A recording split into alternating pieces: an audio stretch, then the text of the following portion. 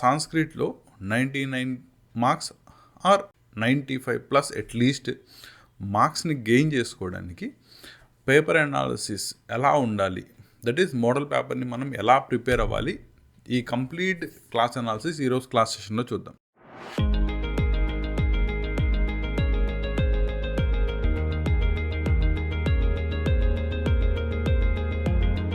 Intermediate board exams దానికి paper అనాలిసిస్లో భాగంగా already intermediate first year Sanskrit paper analysis చూసాం.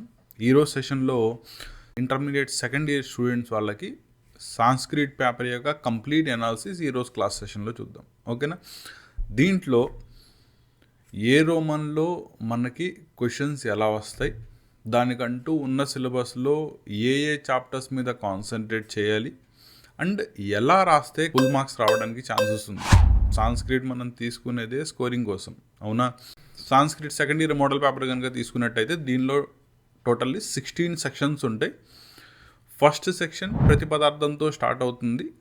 Last section వచ్చేటప్పటికల్లా మీకు sentences ఇస్తాడు, వాటి నుంచి కంప్లీట్లీ మీనింగ్ఫుల్ వర్డ్స్ని ఎనీ 5 వర్డ్స్ని రాయమంటాడు. 5 మార్క్స్. దీంతో మీ పేపర్ కంప్లీట్ అవుతుంది.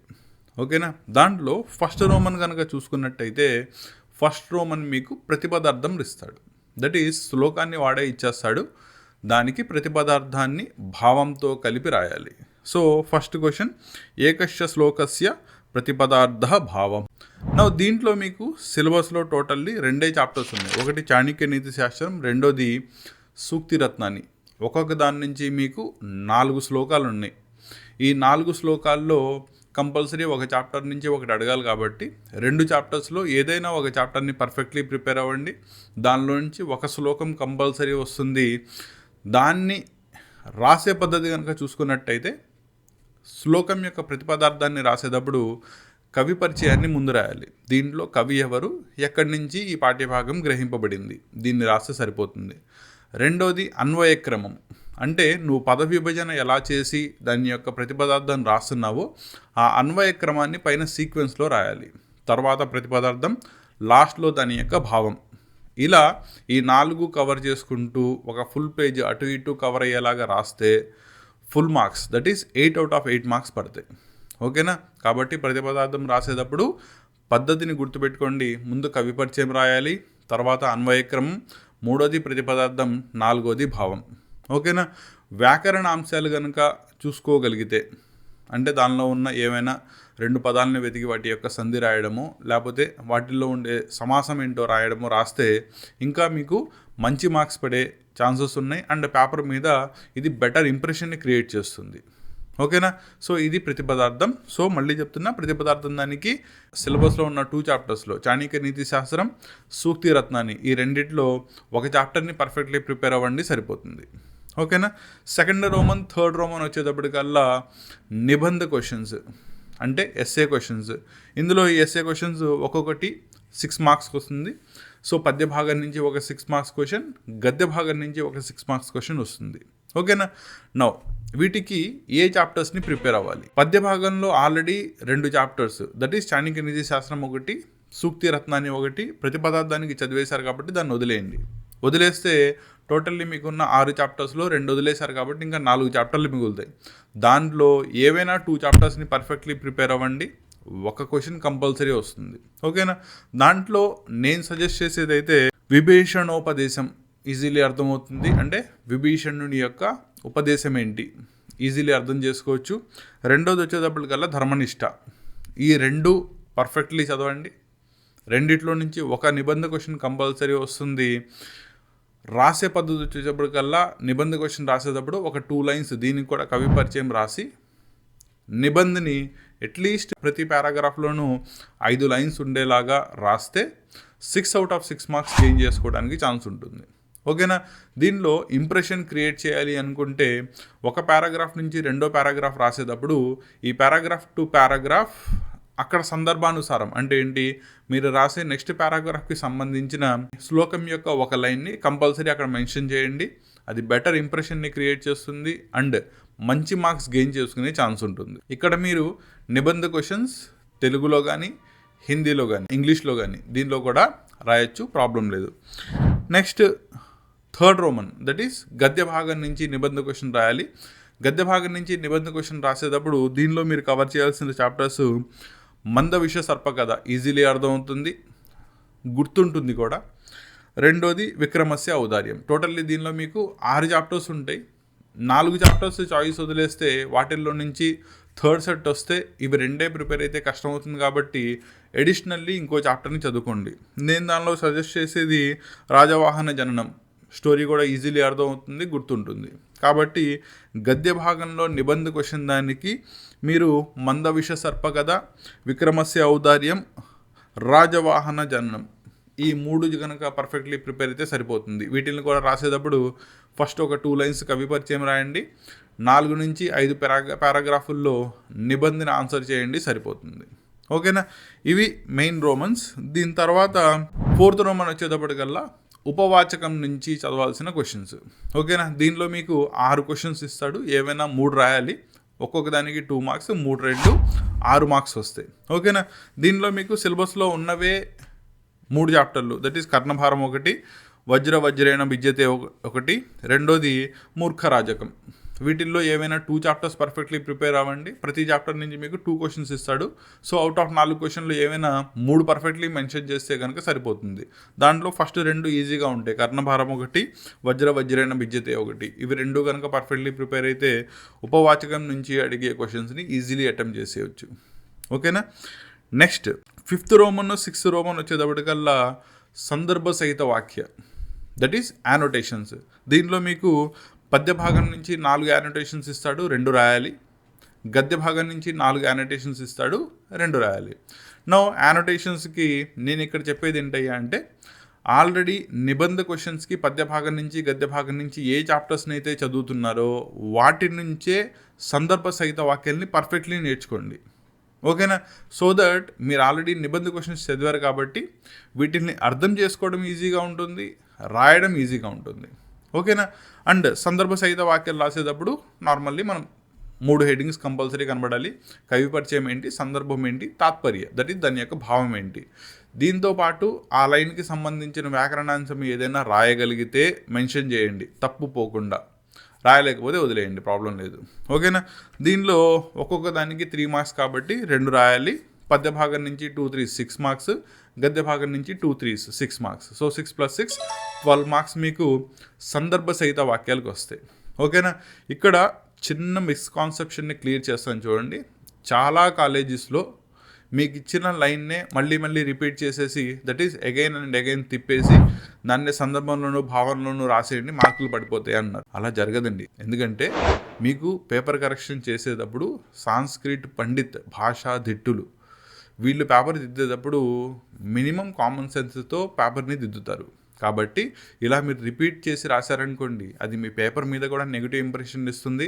అండ్ మంచిగా రాసిన వాటికి కూడా మీరు మార్క్స్ లాస్ అయిపోయే ఛాన్స్ ఉంది. కాబట్టి సందర్భాలు ఆల్రెడీ మీకు పద్య భాగంలో ఏం చెప్పాను, అవుట్ ఆఫ్ 4 చాప్టర్స్లో ఏవైనా 3 నేర్చుకోండి అన్న. ఆ 3 నుంచి సందర్భాలు చదువుకోండి. కంపల్సరీగా మినిమం 2 వస్తాయి కదా, చాలా ఈజీగా రాసేయచ్చు. ఇది సందర్భ సహిత వాక్యాలకి సంబంధించి. నెక్స్ట్ 7th రోమన్ వచ్చేటప్పటికల్లా త్రయాణం ప్రశ్నానం అంటే 2 మార్క్స్ క్వశ్చన్స్ అనమాట. ఏది పద్య భాగం నుంచి గద్య భాగం నుంచి.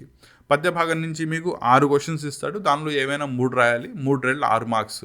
దీనికి కూడా మళ్ళీ నేను చెప్పేది అదే, ఏవైతే పద్య భాగం నుంచి నిబంధకి చాప్టర్స్ చదివారో అవే చాప్టర్స్ని దీంట్లో చదవండి, ఈజీలీ రాసేయచ్చు.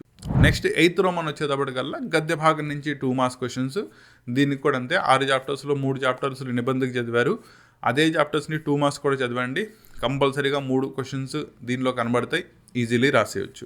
Next 9th Roman 10th Roman ఏకపద ప్రశ్నానం. సో ఏకపద ప్రశ్నానంలో మీకు 5 క్వశ్చన్స్ ఇస్తాడు పద్య భాగం నుంచి, 5 క్వశ్చన్స్ ఇస్తాడు గద్య భాగం నుంచి. ఇందులో చాయిస్ లేదు కాబట్టి మీరు చదివేటప్పుడు కూడా చాయిస్ లేదు. ఓకేనా? సో పద్య భాగంలో ఉన్న 6 చాప్టర్స్లో ఉన్న 1 word that is 1 mark questions, and గద్య భాగంలో ఉన్న 1 మార్క్ క్వశ్చన్స్ కంపల్సరీ చదవాల్సిందే. ఓకేనా? సో దీంట్లో మీకు చాప్టర్ వైజ్ వచ్చేటప్పటికల్లా ప్రతి చాప్టర్ నుంచి మ్యాక్సిమం 5 నుండి 6 క్వశ్చన్స్ మాత్రమే 1 మార్క్ క్వశ్చన్స్ ఉన్నాయి. కాబట్టి ఇందులో పెద్ద కష్టపడాల్సింది ఏం లేదు.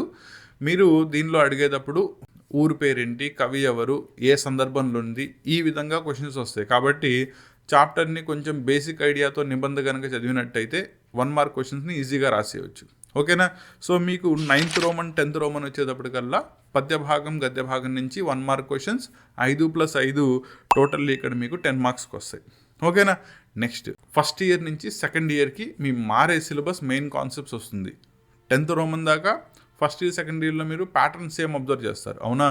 వేరే యాజ్ ఇక్కడ వచ్చేటప్పటికల్లా 11th రోమన్ మీకు ఈ సంవత్సరం కొత్తగా వచ్చేటప్పటికి కాంప్రహెన్షన్ ఎస్సే ఒకటి ఇస్తాడు. అంటే ఏంటి, మీకు ఎస్సే ఇచ్చేస్తాడు, అది ఫ్రమ్ ద టెక్స్ట్ బుక్ అవ్వచ్చు లేదా ఏదైనా న్యూస్ పేపర్ నుంచి చిన్న ఎడిటోరియల్ అయ్యి ఉండొచ్చు. ఓకేనా? కానీ ఇక్కడ 99% టెక్స్ట్ బుక్ దట్టు ఉపవాచకం నుంచే ఒక పార్ట్ తీసి ఇస్తాడు. ఓకేనా? దీంట్లో మీకు 5 క్వశ్చన్స్ అడుగుతాడు, అన్నిటికీ ఆన్సర్స్ ఆ ఇచ్చిన 4-5 లైన్లో ఇచ్చిన పారాగ్రాఫ్లోనే ఉంటుంది. కొంచెం శ్రద్ధగా చదివితే ఈ 5 క్వశ్చన్స్ని చాలా ఈజీగా మీరు ఆన్సర్ చేసేయచ్చు. ఓకేనా? నా ఇక్కడ సపోజ్ ఆన్సర్ చేయడం కష్టంగా ఉంటే మీకు ట్రిక్ చెప్తాను. ఇచ్చిన క్వశ్చన్స్ని 1-2 సార్లు చదవండి. మీకు దానిలో పేరో సర్వనామమో ప్లేసో ఏదో ఒకటి కనబడుతుంది. అదే మీకు ఇచ్చిన పైన పారాగ్రాఫ్లో ఎక్కడుందో చూసుకోండి. ఓకేనా? అది చదివి అర్థం చేసుకుని రాయగలిగితే పర్ఫెక్ట్లీ రాయండి. లేదనుకోండి ఆ వర్డ్ ఉన్న లైన్ ఉంటుంది కదా, దాన్ని రాసేయండి, మార్క్స్ పడిపోతాయి. క్లారిటీ వచ్చిందా? కాంప్రహెన్షన్ పారాగ్రాఫ్ని కవర్ చేసుకుంటే దీని నుంచి వచ్చే మీ 5 మార్క్స్ని కవర్ చేసేయచ్చు. ఓకేనా? నెక్స్ట్ వ్యాకరణాంశాల దగ్గరికి వచ్చేటప్పటికల్లా 12th రోమన్ 13th రోమన్ సంధి ఇచ్చేది ఒకటి, సంధి కలిపి రాయడం ఒకటి. దీంట్లో 12th రోమన్ వచ్చేటప్పటికల్లా వాడే సంధి విడదీసి ఇస్తాడు, మీరు దాన్ని సంధి చేసి రాసి అది ఏ సంధో చెప్తే సరిపోతుంది. వేరే 13th రోమన్ ఆల్రెడీ వాడు సంధి చేసి ఇస్తాడు, దాన్ని సంధి విడదీసి రాయాలి. సిలబస్లో ఉన్న సంధుల్లో కనుక చూసుకున్నట్టయితే క్షుత్వ సంధి, ష్టుత్వ సంధి, అనునాసికం, విసర్గ సంధి, జస్వ సంధి, ఇవి మెయిన్. ఒక్కొక్క దాని నుంచి ఒక ఎగ్జాంపుల్ అయితే కంపల్సరీ ఇస్తాడు. ఓకేనా? సో సంధి జరిగే సూత్రాన్ని ప్రాపర్లీ చూసుకొని ఉన్న వాటిల్లో ఏవైనా 5 సంధి సూత్రాలు కనుక ప్రాపర్లీ నేర్చుకున్నట్టయితే మీరు 12th రోమన్ని 13th రోమన్ని ఈజీగా రాసేయచ్చు. అండ్ ఒక్కొక్క దాని నుంచి మీకు 6 మార్క్స్ వస్తాయి కాబట్టి, ఎందుకంటే టోటల్లీ మీకు 6 ఇస్తాడు, 6 నుంచి ఏవైనా 3 రాయాలి. ఒక్కొక్క దానికి 2 marks, that is 3 2 6. So 12th రోమన్కో 6 marks, 13th రోమన్కో 6 marks ఉంటాయి. ఓకేనా? కాబట్టి దీన్ని దృష్టిలో పెట్టుకుని సంధుల్లో ఆల్రెడీ చెప్పాను కదా, ఈ 5 సంధులు అగైన్ కొంచెం పర్ఫెక్ట్లీ చూసుకోండి. దట్ ఈస్ క్షుత్వ సంధి, ష్టుత్వ సంధి, జస్వ సంధి, అనునాసిక సంధి, విసర్గ సంధి. వీటిల్లో అనునాసికాన్ని విసర్గాన్ని ఈజీలీ ఐడెంటిఫై చేయొచ్చు. మిగతా వాటిని ఒకే రూల్లో ఉంటాయి కాబట్టి వాటిని మీరు ఈజీగా చదివేయచ్చు. ఈ సంధి సూత్రాలు ఎలా చేయాలి, ఎలా విడదీయాలి, లేదా కలిపితే ఏ సంధి జరుగుతుంది, దీన్ని గురించి ఎక్స్ప్లెయిన్ చేసుకుంటూ మళ్ళీ సపరేట్ క్లాస్లో మళ్ళీ మాట్లాడు. ఇంకా లాస్ట్ 14వ రోమన్ వచ్చినట్టయితే కనుక శబ్దాలు. ఓకేనా? 4 శబ్దాలు ఇస్తాడు, వాటిల్లో ఏవైనా 2 రాసి సరిపోతుంది. ఉన్న వాటిల్లో జల్ముక్, వాణిక్, భవత్, రాజన్, ఇలా ఏవైనా మీకు 3 కేటగిరీస్ ఉంటాయి. దానిలో ఏవైనా 2 కేటగిరీస్ని పర్ఫెక్ట్లీ నేర్చుకోండి. మినిమం 3 వస్తాయి, వాటి నుంచి మీరు 2 ఈజీగా రాసేయచ్చు. ఒక్కొక్క దానికి 6 మార్క్స్, 6 12 మార్క్స్ వస్తాయి ఇక్కడ. నెక్స్ట్ 15th రోమన్ వచ్చేటప్పటికల్లా సమాసాలు. మీకు సమాసాల్లో ఉన్న వాటిల్లో తత్పురుషము, కర్మధారము, దిగు సమాసం, ద్వంద్వ సమాసం, బహువ్రీహి సమాసం, ఇవి సిలబస్లో ఉన్నవి. తత్పురుషంలో వచ్చేటప్పటికల్లా ప్రథమ తత్పురుషం దగ్గర నుంచి సప్తమి తత్పురుషం ఉంది, ఎక్కువ కవర్ చేయాల్సి వస్తుంది. దాన్ని కనుక పక్కన పెట్టినట్టయితే కర్మధారయం, బహువ్రీహి, ద్విగు సమాసం, ద్వంద్వ సమాసం అంటారా, చాలా ఈజీగా గుర్తుపెట్టుకోవచ్చు. మీకు ఇచ్చిన సమాసంలో కనుక నెంబర్ అంకె కనుక కనబడినట్టయితే ద్విగు సమాసం అవుతుంది. వేరే ఇద్దరిని కలిపి రాసినట్టయితే ద్వంద్వ సమాసం అవుతుంది. ఓకేనా? కృష్ణార్జునులు, కృష్ణుడును అర్జునుడును, ద్వంద్వ సమాసం. కాబట్టి ఇలాంటివి చూసుకుని రాసుకుంటే త్రిలోకాలు, 3 లోకాలు, ద్విగు సమాసం. సో ఇలా ఈ 5 సమాసాలను కనుక మీరు ప్రాపర్లీ చూసుకున్నట్టయితే ఇచ్చిన వాటిల్లో మినిమం 3 రాయడం చాలా ఈజీ. 6 ఇస్తాడు, 3 రాయాలి, 3 2 6 మార్క్స్ ఈజీగా కవర్ అయిపోతాయి. ఇంకా లాస్ట్ రోమన్ వచ్చేటప్పటికల్లా మీకు దీనిలో 3 బాక్సెస్ కనబడుతూ ఉంటాయి. ఫస్ట్ దానిలో పేరు కానీ లేదా సర్వనామం కానీ ఉంటుంది, రెండోది క్రియ ఉంటుంది, మూడోది క్రియ యొక్క విశేషణం ఉంటుంది. లేదా దీన్ని మార్చినట్టయితే రెండోది సర్వనామం, లాస్ట్ది క్రియ ఉంటుంది. ఓకేనా? సో దీంట్లో 3 కలుపుకుంటూ ఒక మీనింగ్ఫుల్ సెంటెన్స్ ఫామ్ అయ్యేలాగా అట్లీస్ట్ మినిమం ఒక 5 వర్డ్స్ కనుక రాయగలిగినట్టయితే మీకు 5 out of 5 మార్క్స్ వచ్చేస్తాయి. ఓకేనా? దీంట్లో కూడా మళ్ళీ కాలేజెస్లో ఉన్న మిస్కాన్సెప్షన్ని చెప్తున్నాను. మీకు పాసిబిలిటీ ఉన్నాయన్నీ రాసేయండి, కరెక్ట్ అయినవి ఆయనే దిద్దుకుని మార్కులు వేసుకుంటారు అంటున్నారు. అలా జరగదండి, అర్థమైందా? ఎందుకంటే రేపు మీ పేపర్ని దిద్దే ఎగ్జామినర్ మీ సబ్జెక్ట్ ఎంత ఉందో వెరిఫికేషన్ చేయడానికి. కాబట్టి మీరు అడ్డదిడ్డంగా ఇష్టం వచ్చినట్టు రాసేస్తే మార్క్స్ పడవు. కాబట్టి మీనింగ్ఫుల్గా జరిగేలాగా ఏవైనా 5 రాయండి. సపోజ్ ఈ 5 ఎక్కడైనా గ్రామర్ మిస్టేక్ పోతుందేమో అన్న డౌట్ ఉంటే ఇంకో 2 అడిషనల్లీ రాయండి చాయిస్లో. అంటే 5 రాయమన్నాడు, 7 రాయండి. 1, 2 తప్పైనా మిగతా వాటిని కరెక్ట్ చేసి మార్క్స్ వేసుకుంటారు. అంటే తప్ప పాసిబిలిటీ ఉన్నాయన్నీ రాసేసి మీరే కరెక్షన్ చేసుకోండి, తప్పైన వాటిని తీసేయండి, కరెక్ట్ అయిన వాటికి మార్క్స్ వేయండి అంటే అది కరెక్ట్ పద్ధతి కాదు. ఓకేనా? అండ్ అది మీ పేపర్ మీద కూడా నెగిటివ్ ఇంప్రెషన్ని క్రియేట్ చేస్తుంది. సో దాన్ని అవాయిడ్ చేయండి. ఓకేనా? దీంతో మీ 16th రోమన్ కంప్లీట్ అవుతుంది. సో ఇలా మీకు సెకండ్ ఇయర్ సాంస్క్రిట్ పేపర్ కనుక తీసుకున్నట్టయితే టోటల్లీ 16 రోమన్స్లో ప్రతిపదార్థం నుంచి స్టార్ట్ అయితే ఓన్ వర్డ్స్ని రాసేదాకా టోటల్లీ మీకు 16 రోమన్స్ని కవర్ అవుతాయి. మీకు 3 hours టైం పీరియడ్ ఉంటుంది. ఈ టైంని ప్రాపర్లీ మేనేజ్ చేసుకుంటూ కవర్ చేయాల్సిన చాప్టర్స్ ఏవేవైతే మీకు మెన్షన్ చేశానో వాటిని ముందే పర్ఫెక్ట్లీ రివైజ్ చేసుకుంటూ, సాంస్క్రిట్ కాబట్టి వీటిల్లో మీకు తెలుగులో రాసే ఛాన్స్ వచ్చేటప్పటికల్లా 2కే ఉంది ఈ సంవత్సరం. ఫస్ట్ ఇయర్లో అయితే కనుక నిబంధ క్వశ్చన్స్తో పాటు అనువాదాలను ఉంటాయి 14 రోమన్. అక్కడ దాకా మీరు తెలుగులో కానీ ఇంగ్లీష్లో కానీ రాయొచ్చు. కానీ సెకండ్ ఇయర్ పేపర్లో మాత్రం మీరు నిబంధ క్వశ్చన్స్ మాత్రమే ఇంగ్లీష్లో కానీ తెలుగులో కానీ రాయొచ్చు. మిగతా అన్నీ కూడా సాంస్క్రిట్ టు సాంస్క్రిట్ రాయాల్సిందే. ఓకేనా? కాబట్టి 1కి 2 సార్లు జాగ్రత్తగా ప్రిపేర్ అవుతూ సాంస్క్రిట్ని తప్పులు పోకుండా కనుక రాసినట్టయితే, వ్యాకరణ అంశాలు అక్కడక్కడ తేడా అయినా పర్లేదు కానీ స్పెల్లింగ్ మిస్టేక్స్ ఎక్కువ కనబడకూడదు. ఓకేనా? మంచి హ్యాండ్ రైటింగ్తో కనుక రాసినట్టయితే సాంస్క్రిట్లో 95 మార్క్స్ ఆర్ 95+ గెయిన్ చేసుకోవడం చాలా ఈజీ. ఓకేనా? సో ఈ పేపర్ అనాలిసిస్ మీకు అర్థమైంది అనుకుంటున్నాను. దీనిలో ఒక్కొక్క రోమన్ని కవర్ చేసుకుంటూ నెక్స్ట్ క్లాసెస్ మన ఛానల్లో అప్లోడ్ అవుతూ ఉంటాయి. సో దట్ ఎవరెవరైతే ఇప్పుడు దాకా సాంస్క్రిట్ మీద సబ్జెక్ట్ ప్రాపర్లీ అందలేదో వాళ్ళు ఫిబ్రవరిలో లాస్ట్ రివిజన్ కంప్లీట్ చేసుకోవడానికి అది సపోర్టివ్గా ఉంటుంది. ఓకేనా? సో ఆ డౌట్స్ ఉంటే కనుక నెక్స్ట్ క్లాసెస్లో చూడండి. రెండోది గ్రామర్ గురించి కూడా. అంటే ఫస్ట్ ఇయర్లో కనుక చూసుకున్నట్టయితే శబ్దాలు, ధాతువులు, సంధి విడదీసి రాయడం, సంధి చేసి రాయడం. సెకండ్ ఇయర్లో దాంతోపాటు సమాసాలను ఎలా రాయాలి, ఇవన్నీ కూడా నెక్స్ట్ క్లాసెస్ మన ఛానల్లో అప్లోడ్ అవుతూ ఉంటాయి. కాబట్టి ఛానల్తో టచ్లో ఉండండి. ఎవ్రీ నెక్స్ట్ క్లాస్ అప్లోడ్ అయినప్పుడు మీకు ఇంటిమేషన్ వస్తుంది. దట్ ఈస్ బెల్ ఐకాన్ని క్లిక్ చేసుకుని పెట్టుకుంటే సబ్స్క్రైబ్ చేసుకున్న ప్రతి కస్టమర్కి కూడా ఎవ్రీ నెక్స్ట్ క్లాస్ అప్లోడ్ అయినప్పుడు దాని మీద మీకు నోటిఫికేషన్ వస్తుంది. కాబట్టి ఈజీలీ క్లాసెస్ కంటిన్యూటీలో ఉండడానికి ఛాన్సెస్ ఉంటాయి. ఓకేనా? సో ఇది ఓవరాల్గా సెకండ్ ఇయర్ ఇంటర్మీడియట్ వల్ల Sanskrit board paper analysis class properly అందింది అండ్ పేపర్ మీద మీకు కంప్లీట్ గ్రిప్ వచ్చింది అనుకుంటున్నాను. దీని మీద స్టిల్ ఏమైనా డౌట్స్ ఉంటే కనుక కింద కామెంట్లో తెలియజేయండి. మీ ప్రతి కామెంట్కి కూడా నేను రిప్లై ఇవ్వడానికి ట్రై చేస్తాను. ఓకేనా? నెక్స్ట్ క్లాస్ సెషన్లో మళ్ళీ కలుద్దాం. Class 11 and class 12 that is intermediate students యొక్క mathematics, physics and chemistry classes. దీంతో పాటు 10th క్లాస్ వాళ్ళకి mathematics and science classes, engineering వాళ్ళకి mathematics M1, M2, physics, chemistry and basic electronic classes completely మన అచ్చ తెలుగులో ఇన్ డెప్త్ కాన్సెప్ట్తో explain చేయాలనే సింగిల్ మోటోతో డెడికేట్ చేయబడిన channel Kasim sir academy Telugu. దీనిలో కంటెంట్ కనుక మీకు నచ్చినట్టయితే ఒక లైక్ చేయండి. సో దట్ ఇంకా ఫర్దర్ కంటెంట్ని మీ దగ్గరికి తీసుకురావడానికి మీ లైక్స్ అండ్ షేర్స్ అనేవి మాకు మోటివేషన్గా ఉంటాయి. కంటెంట్ బాగుంటే మీ ఫ్రెండ్స్తో షేర్ చేయండి. Thank you.